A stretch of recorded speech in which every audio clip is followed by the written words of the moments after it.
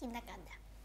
Kalau mami, ini sih agak konyol ya, tapi aku kesel kalau sama mami itu, pertama kalau mami itu masak ikan ya. Aku tuh sebenarnya suka ikan, cuma kalau ikan yang berduri itu ribet banget makannya. Apalagi kalau dibawa ke sekolah kan harus kayak durinya dicabut-cabutin dari mulut gitu, susah banget. Terus kedua kalau misalnya mami ngomong ke teman-teman aku kalau dia itu guru, oh kayak nih gak usah omongin, aku nggak mau tahu kok misalnya aku itu anak guru, diem-diem aja gitu kan, nanti aku dituntut ini itu dari society gitu loh. Terus kalau misalnya papi aku sih lebih tertutup sih, kayak dia guru tapi dia kayak nggak ngomong-ngomong kayak mami gitu. Tapi kalau sama papi keselnya itu kalau misalnya aku udah ngajarin papi tuh sering banget nanya tentang IT, bahkan the simplest thing about IT, misalnya kayak kak cara bikin animation di PowerPoint gimana, misalnya kayak gitu ya kan. Pokoknya kayak simple banget, nanya dari A sampai Z itu aku jelasinnya harus berkali-kali ulang sampai emosi ya kan. Bahkan aku kadang lagi belajar tiba-tiba dia bilang, kak bantu papi dong bikin PPT, besok papi mau supervisi. Terus kayak besok mau supervisi ya, aku besok ulangan loh gitu kan. So akhirnya aku sambil misuh-misuh ngerjain PPT-nya gitu kan, terus belajarnya aku tinggalin dulu, terus aku ya gitu sih. Kayak kesel kalau misalnya aku dijelasin tapi papi nggak ngerti, terus akhirnya papi udahlah kak kamu aja yang kerjain, kok jadi gue gitu kan gitu.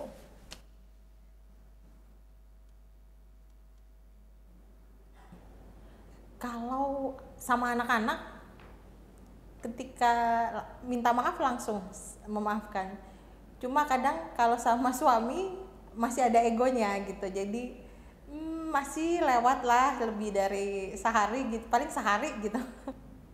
Ya mungkin di antara anggota keluarga saya yang paling agak panjang sabar ya, dan paling mudah memaafkan. Jadi saya itu paling nggak betah menyimpan amarah atau kesalahan orang lain atau kesalahan diri saya sendiri. Biasanya saya walaupun misalnya ada konflik atau apa, selalu berusaha menjaga komunikasi atau berkomunikasi, walaupun mungkin dari yang diajak komunikasi mungkin butuh waktu, sementara waktu ya, biasanya untuk waktu untuk diam atau untuk tidak melakukan komunikasi, tapi saya tetap mencobanya.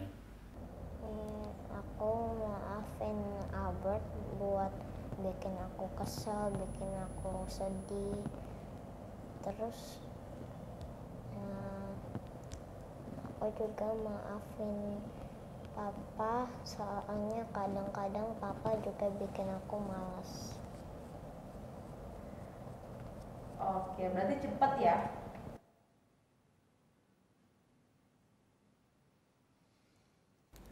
Hal yang paling mudah untuk memaafkan keluarga ya, dalam hal ini anak dan istri, saya orangnya pemaaf. Karena Tuhan sudah memberikan gambaran ke kita harus pemaaf karena Tuhan juga Maha Kasih. Jadi sepertinya tidak ada perlu dendam, apalagi atau marah yang perlu kita simpan berhari-hari. Karena keluarga adalah yang utama menurut saya. Begitu. Lalu hal yang sulit menurut saya nggak ada ya Bu ya. Karena bisa didiskusikan kok dengan anak istri, kalau menurut saya. Itu aja.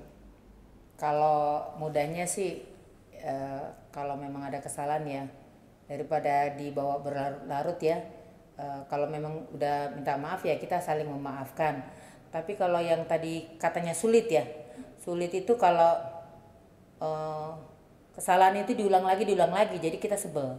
Kita udah kasih tahu tapi diulang lagi, jadi kita jadi agak sulit ya memaafkannya gitu.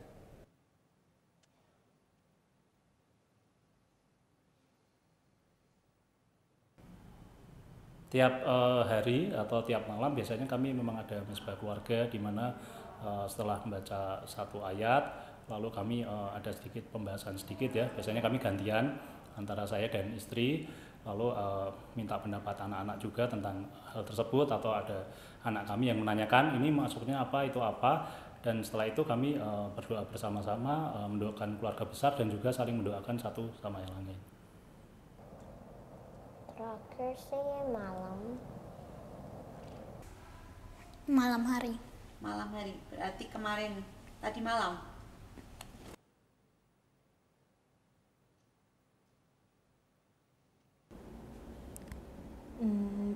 Tuhan ada di keluarga itu setiap saat. Dengan kita diberikan nafas hidup, diberikan kesehatan, masih bisa makan tuh, itu memang bukti Tuhan memberkati kita. Ya, merasakan tentu setiap saat penyertaan Tuhan atau kehadiran Tuhan, khususnya ketika ibadah bersama atau mesbah keluarga tiap malam itu ada satu momen yang dimana kami merasakan juga kehadiran Tuhan, bahwa rasanya Tuhan senantiasa hadir dalam kehidupan kita. Kami juga mengajarkan kepada anak-anak bahwa untuk bersyukur ya setiap hari atas pimpinan penyertaan Tuhan, untuk kesehatan, dan juga untuk setiap hal yang sudah kita lakukan itu semua karena penyertaan dan anugerah Tuhan.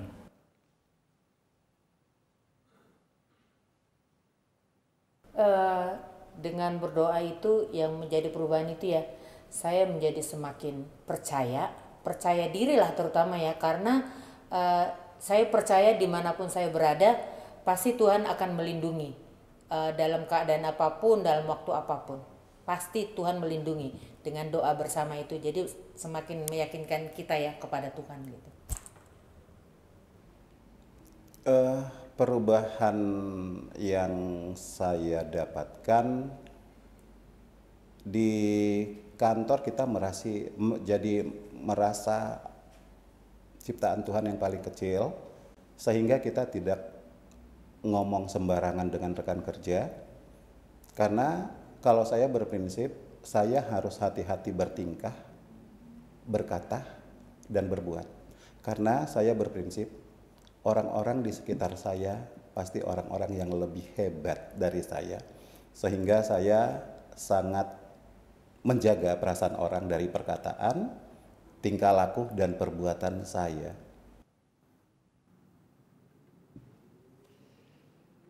Saya pribadi mendapatkan banyak berkat dari cerita dari anggota keluarga jemaat kita ya. Mulai dari yang masih kecil sampai yang agak senior. Cerita mereka itu juga dekat sebenarnya dengan cerita hidup kita. Di dalam keluarga pasti ada namanya kesel, konflik, tapi ada juga penerimaan dan pengampunan. Dan kita tadi mendengarkan ternyata ada Tuhan di dalam kehidupan keluarga orang percaya.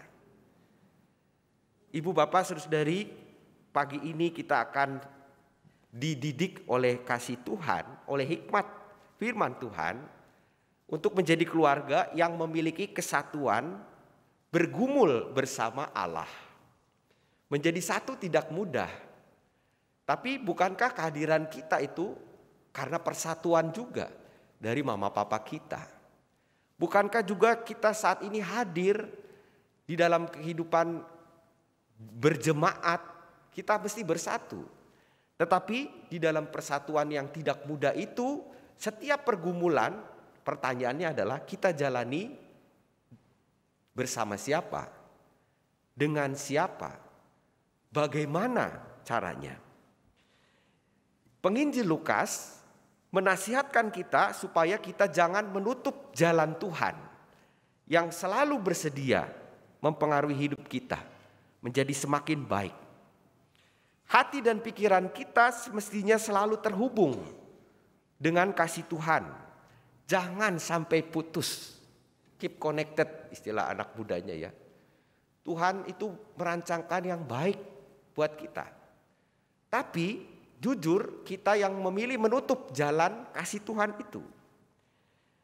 Ada banyak cara, ibu bapak, saudara-saudari, adik-adik, anak-anak, kakak-kakak. Ada banyak cara Allah mempengaruhi hidup kita. Yang paling kentara itu waktu kita berdoa. Kenapa? Karena melalui doa kita sadar bahwa kita ini lemah. Kita butuh kekuatan dari Tuhan. Tidak pernah di dalam doa kita meninggikan diri, menyombongkan diri. Itu bukan doa namanya ya, bisa kualat itu kalau ke Tuhan seperti begitu.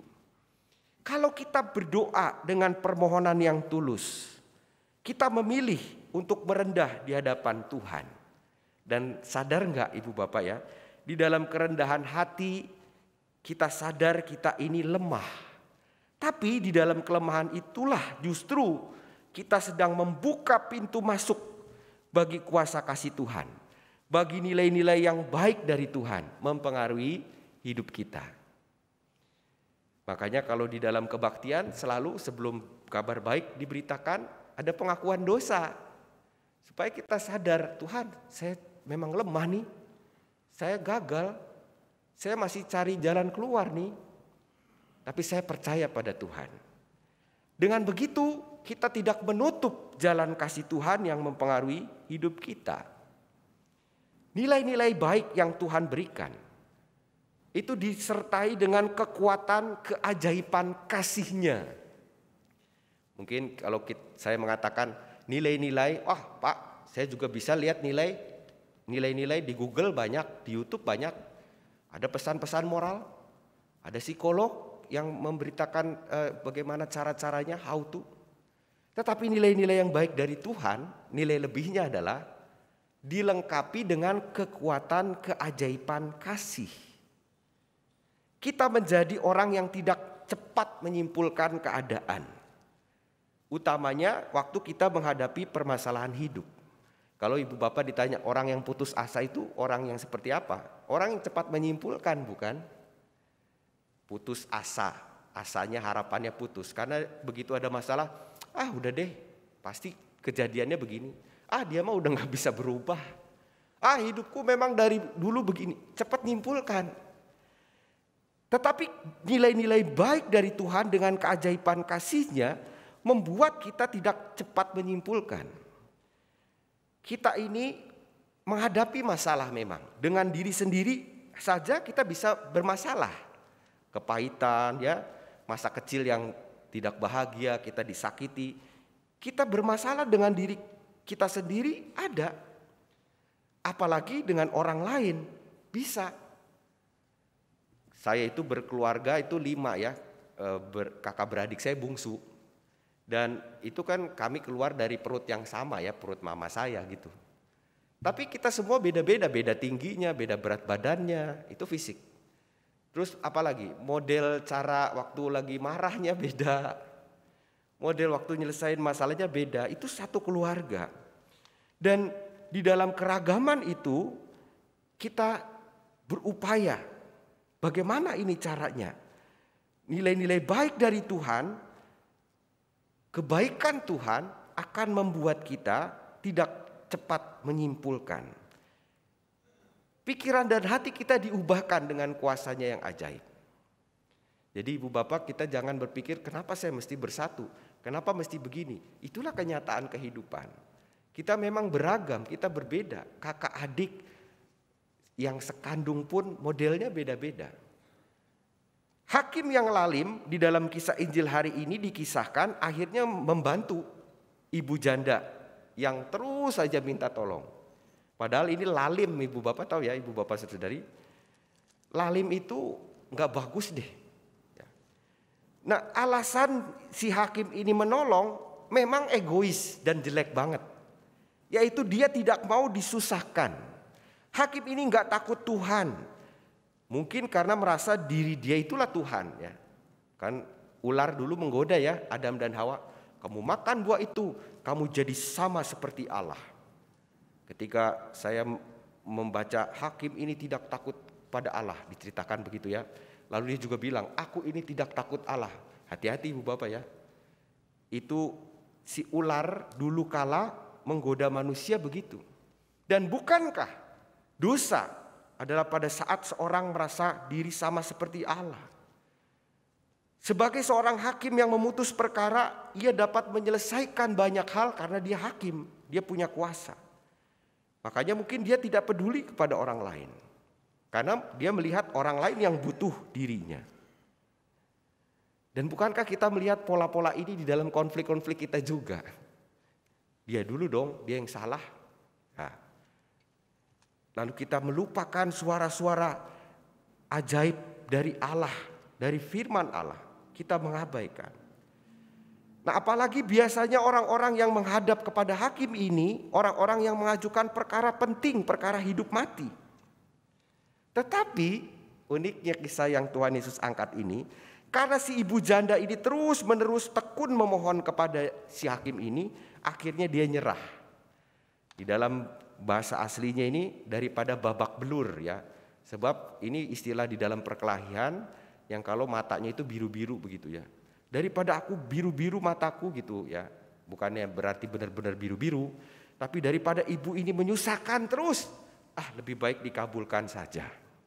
Ibu bapak saudara-saudari, inti dari Tuhan Yesus menceritakan kisah ini itu terdapat di ayat 6 sampai 8. Itulah pesannya.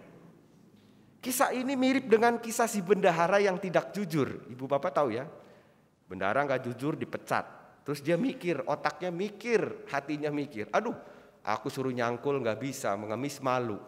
Ide muncul, ting. Ya. Aku akan hampiri yang utang ke tuanku. Lalu dia bikin lagi pembukuan yang beda. Ini mirip kisah itu seperti bendahara yang tidak jujur ini, kisah hakim yang lalim. Dari dua kisah ini kita cermati pesannya kurang lebih demikian. Kalau orang yang jahat aja masih berupaya pikirkan bagaimana cara membuka relasi dengan orang lain walaupun alasannya itu jelek dan jahat demi keamanan dan kenyamanan dirinya, maka mengapa acap kali orang yang percaya pada kuasa kasih Tuhan justru milih menyerah dan menutup jalan bagi Tuhan. Padahal Tuhan sejak dahulu sampai selama-lamanya menghendaki supaya semua orang itu selamat, damai, sejahtera, dipelihara.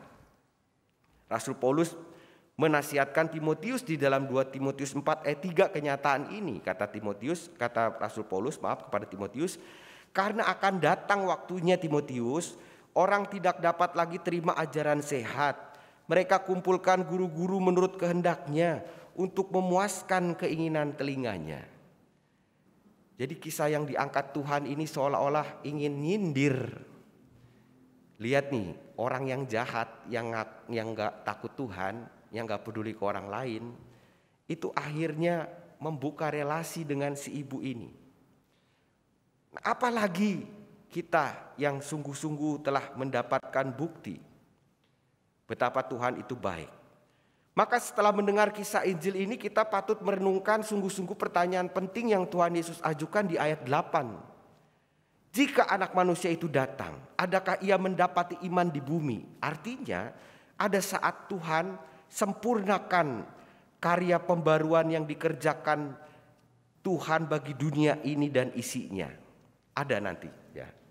Tetapi apakah sekarang ini ibu bapak saudara-saudari dan saya kita sadar Tuhan sedang perbaiki dunia ini. Dan apakah kita mau terlibat bersama Tuhan? Apa kita percaya kekuatan kasih-Nya yang akan mampukan kita, bukan kekuatan kita ya. Tuhan sedang ngebenerin dunia ini, Dia beri kuasa kasih-Nya yang ajaib itu, kita mau enggak terlibat, dimampukan melakukan karya-karya baik dalam keseharian hidup kita. Dan di bulan keluarga ini mulainya dari keluarga kita. Nah ibu bapak saudara-saudari, susahnya terkadang kita itu mungkin salah menempatkan atau memberi makna kata libat. Sering kita mendengar kata ayo libatkan Tuhan dong. Kamu udah libatkan Tuhan belum dalam cari solusi dan pemikiran-pemikiran sejenis lainnya. Nah ibu bapak saudara-saudari, dengan menggunakan kata melibatkan, ini seolah-olah Tuhan ini mirip dengan service center atau emergency center atau pemadam kebakaran. Tuhan hanya dipanggil, diseru, diminta kalau ada masalah saja. Inilah susahnya kita salah memberi makna kata libat. Padahal sebenarnya di seluruh Alkitab jelas-jelas ditegaskan Allah justru yang melibatkan dirinya di dalam dunia yang bermasalah karena dosa ini. Kenapa sih kita mengagungkan salib? Karena kita percaya demi suasana sorga yang mulia, yang damai, sejahtera, penuh bahagia itu hadir di bumi ini, hadir di dalam pikiran dan hati kita manusia yang memberontak kepada Tuhan. Kristus sudah melibatkan dirinya, memberikan tubuh, darah, nyawa demi memperjuangkan kesempatan baru bagi orang-orang yang gagal berbuat baik.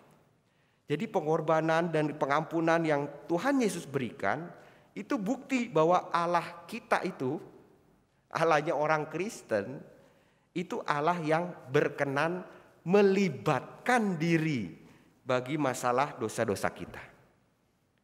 Istilah teologisnya Immanuel, Allah bersama kita, Allah beserta kita. Jadi kalau ke depan mungkin kita pikiran, aku udah libatkan Tuhan belum ya? Aku udah minta Tuhan dampingi aku. Salah. Tuhan gak kemana-mana. Tuhan terus bekerja. Memperbaiki bumi ini dimulai dari sejak Adam itu jatuh. Allah masih ada anugerah. Kan ceritanya begitu ya. Ada kisah Nuh. Nuh dipilih. Ada Abraham dipilih. Terus berlanjut puncaknya di dalam kehadiran Kristus. Oleh sebab itu, kalau pesan Injil mengajak ibu bapak saudara-saudari dari saya supaya kita tekun dalam doa, tidak putus asa, ini bukan beban ibu bapak. Ini ajakan yang membuat beban hidup kita itu lepas. Kenapa? Sebab jika kita tidak membiarkan Tuhan terlibat dalam hidup kita, kita pasti binasa. Kalau kita memilih menutup jalinan relasi dengan Tuhan yang sedang melibatkan dirinya dalam memperbaiki dunia ini, kita memilih menambah beban hidup. Oleh sebab itu, marilah di dalam perbuatan yang nyata kita mau terlibat bersama Tuhan. Terlibat. Tuhan terus mencipta karya-karya baik. Kita turut serta ya kan? Mau Tuhan, saya mau. Saya mau. Nah, oleh sebab itu semakin umur kita bertambah, kita semakin memilih untuk mengecilkan ego, rasanya begitu ya. Dan yang makin besar itu kasih kepedulian kita kepada orang-orang yang lemah. Orang-orang yang lemah itu siapa ibu bapak? Kita sendiri. Ya, sebelum kita nunjuk orang lain, ada sih orang yang lemah. Itu suami saya kalau tidur ngorok, saya jadi terganggu. Lemah dia ya. Itu tadi ya seperti kesaksian ya. Papi nyebelin, masa bikin PowerPoint aja nggak bisa lemah ya. Itu yang sudah menyakiti saya, dia padahal ikut Tuhan tapi menyakiti saya, lemah. Kepada orang-orang yang lemah, kita harusnya semakin menunjukkan kepedulian dan kasih semakin kita tua. Diri kita sendiri yang lemah, mari banjiri pikiran dan hati kita dengan kasih. Bukan melulu menuntut kesempurnaan. Biasanya kalau berantem itu karena yang satu nuntut kesempurnaan. Jadi dia ekspektasinya harapannya 10, dia cuma dapat 3, komplain. Tapi baiklah pagi ini kita membanjiri pikiran kita dengan kasih.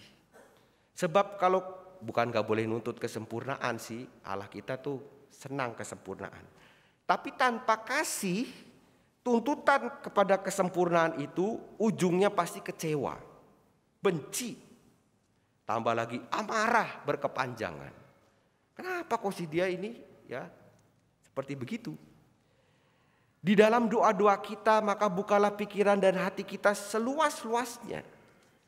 Waktu kita berdoa, jiwanya mungkin supaya kita berani kan? Berani apa? Berani ubah. Apa yang harus diubah? Berani, Tuhan saya mau berubah. Dia kayaknya gak bisa berubah, saya bisa Tuhan. Saya berani. Kita di dalam doa-doa kita semakin memiliki keteduhan hati, pikiran. Untuk menerima apa yang memang gak tertolong lagi. Ya Tuhan ini kayaknya udah gak ketolongan. Tapi saya mau nerima. Tolongin saya Tuhan. Dan memang untuk membedakan keduanya butuh hikmat juga. Ya minta juga ke Tuhan. Ini bisa diubah gak nih Tuhan? Kayaknya gak bisa. Tapi bisa. Tolongin saya Tuhan. Jadi terus berpengharapan. Di dalam pergumulan itu kita berpengharapan. Dan itu pasti gak ada apa namanya? Gak menjauh. Tapi makin dekat. Apa yang bisa aku buat ya?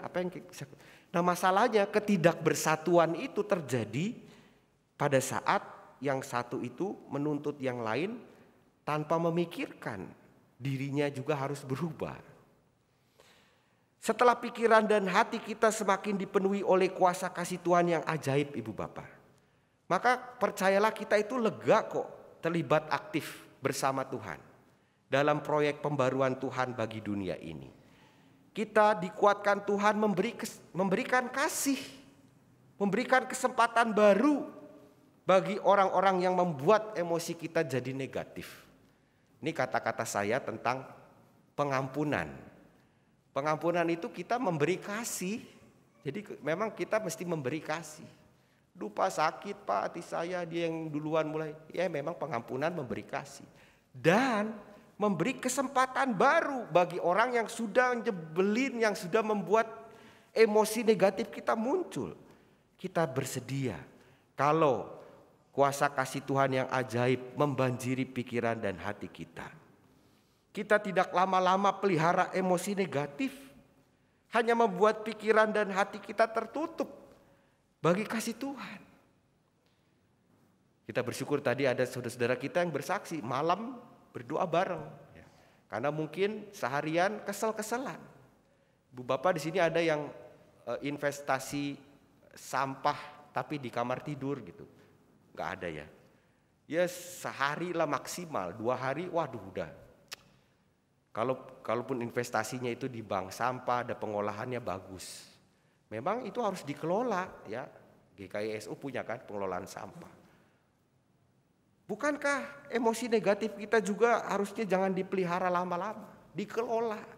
Dan Tuhan yang mampu menolong kita. Kita akan memilih bersyukur dengan apa yang Tuhan percayakan bagi kita sekarang ini. Orang yang mengeluh itu karena dia menginginkan apa yang dia nggak punya, padahal dia sudah dikasih oleh Tuhan yang cocok, yang akan buat dia bahagia. Tapi kalau dia nggak bersyukur, nggak memilih bersyukur, pasti hasilnya kekecewaan. Kita menjadi semakin cermat memaknakan apa yang paling penting, paling perlu dalam keluarga kita. Saya terkesan tadi di dalam cerita kisah ya, saya lupa namanya Pak apa ya, dia bilang ya keluarga yang harus diutamakan. Ya. Di bulan keluarga ini kita bersama jemaat GKI itu ya, yang merayakan bulan keluarga, ya memang disegarkan lagi oleh hikmat firman Tuhan supaya kita mampu memilih apa yang paling perlu, paling penting dalam keluarga kita. Gak boleh Tuhan kalah. Kasih kita tuh untuk Tuhan harus lebih besar ketimbang misalnya kasih kita untuk barang-barang, untuk kerjaan kita. Di lagu pengutusan nanti kita di-challenge ya hal itu. Kita menjadi semakin memaknakan apa yang paling perlu, paling penting. Biasanya makin tua tuh makin jago. Jangan sampai makin tua makin gak jago ya Ibu Bapak ya. Kita terus minta Tuhan di dalam doa-doa kita. Setiap hari di dalam berbagai kegiatan kita di rumah, di pekerjaan, di masyarakat, kita semakin peka menyadari kehadiran Tuhan dalam hidup. Kita berkenan menciptakan ruang-ruang kebersamaan, keterbukaan yang tulus dengan pribadi-pribadi yang Tuhan perjumpakan dalam hidup kita.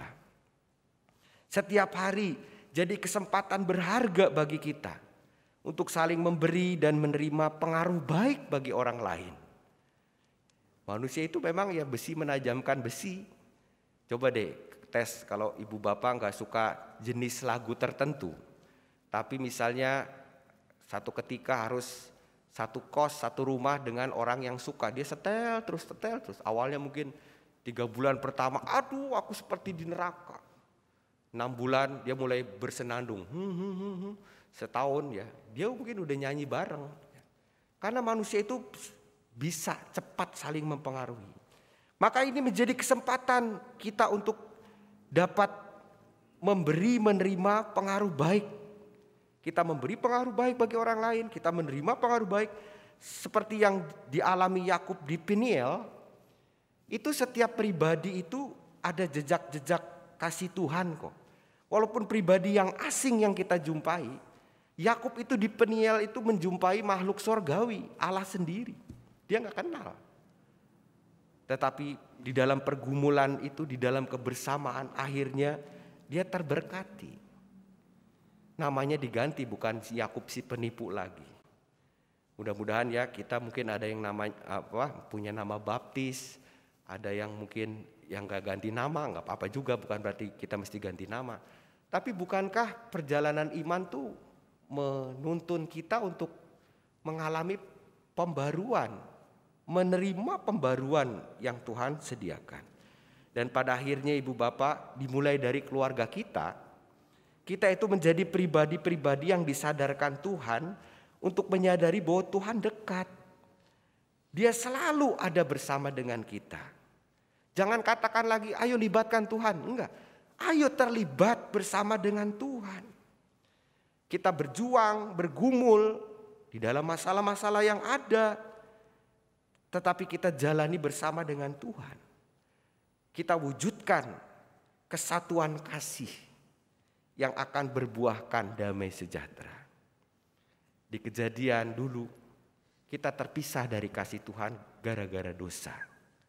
Tetapi di tengah ya di Injil kita tahu Tuhannya datengin kita. Ayo sama-sama aku. Di rumah Bapakku banyak tempat tinggal. Akhirnya nanti kita juga jadi satu sama Tuhan. Dan dalam perjalanan ke sana, ayo bersatu dengan keluarga kita ya, selesaikan masalah dengan hikmat yang Tuhan berikan. Ego kita makin lama makin kecil karena kuasa kasih Tuhan yang ajaib memampukan kita untuk bersatu, mewujudkan kesatuan kasih. Sampai akhirnya nanti pun kita kelak bersatu di dalam keabadian di rumah Bapa. Tuhan menolong kita. Amin.